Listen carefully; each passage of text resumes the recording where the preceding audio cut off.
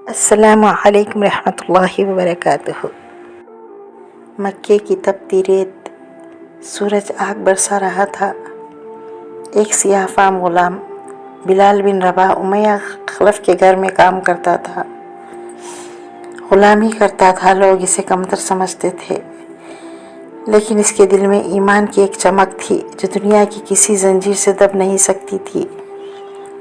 जब नबी करीम सल्लल्लाहु अलैहि वसल्लम ने मक्के में इस्लाम की दावत दी, बिलाल के दिल ने फ़ौरन गवाही दी, ला इलाहा इल्लल्लाह मुहम्मदुर रसूलुल्लाह, और यही गवाही इनकी ज़िंदगी का सबसे बड़ा इम्तिहान बन गई। उमैया बिन खलफ ने जब सुना कि बिलाल मुसलमान हो गए हैं तो वो गुस्से से पागल हो गया।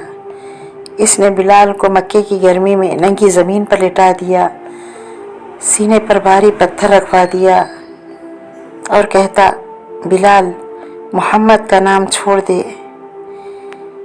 लेकिन बिलाल का दिल अल्लाह के शुक्र से भरा हुआ था। इनके होठों से सिर्फ एक ही लफ्ज़ निकलता रहा, अहद अहद, वो एक है, वो एक है। ये अल्फाज इनके सब्र और शुक्र का निशान बन गए।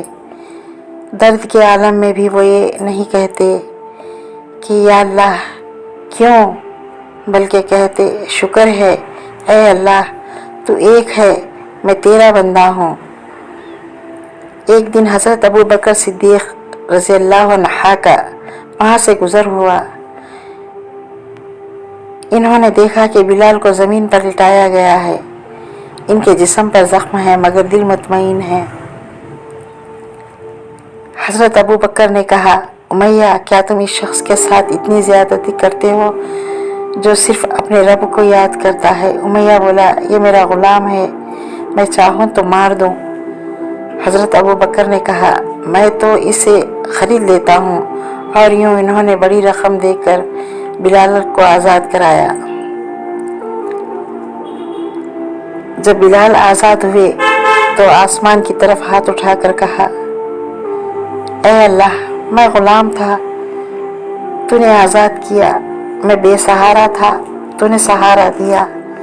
मैं कमज़ोर था, तूने इज़्ज़त दी। तेरा शुक्र है ऐ मेरे रब, तेरा शुक्र है। मदीने में जब मस्जिद नबवी सल्लल्लाहु अलैहि वसल्लम बनी तो नबी करीम सल्लल्लाहु अलैहि वसल्लम ने फरमाया, बिलाल तुम अज़ान दो। वही बिलाल जिन्हें मक्के में पत्थरों के नीचे दबाया गया अब इस्लाम की पहली अज़ान दे रहे थे। जब इन्होंने कहा अल्लाहु अकबर, अल्लाहु अकबर, तो नबी करीम सल्लल्लाहु अलैहि वसल्लम मुस्कुरा दिए और फरमाया, बिलाल की आवाज़ तो मैं जन्नत में भी सुनूंगा। बिलाल की आंखों में आंसू आ गए, शुक्र के आंसू, खुशी के आंसू। इन्होंने कहा, या रसूलल्लाह, अल्लाह का शुक्र है जिसने मुझे इस मुकाम पर पहुंचाया। मोहम्मद सल्लल्लाहु अलैहि वसल्लम के विसाल के बाद बिलाल मदीना छोड़ गए। एक रात ख्वाब में हुजूर को देखा। आप सल्लल्लाहु अलैहि वसल्लम फरमा रहे थे, बिलाल कब मुलाकात करोगे मेरे दोस्त? बिलाल जागे तो रोते हुए बोले, या रसूलल्लाह, मैं आ रहा हूँ। जब वो वफ़ात के करीब थे, इनकी बीवी कह रही थी, हाय अफसोस, तो बिलाल बोले, नहीं, खुश हो जाओ, कल मैं मोहम्मद सल्लल्लाहु अलैहि वसल्लम और इनके साथियों से मिलने जा रहा हूँ। और इनके चेहरे पर मुस्कुराहट थी। ये शुक्रगुजार बंदे की पहचान है।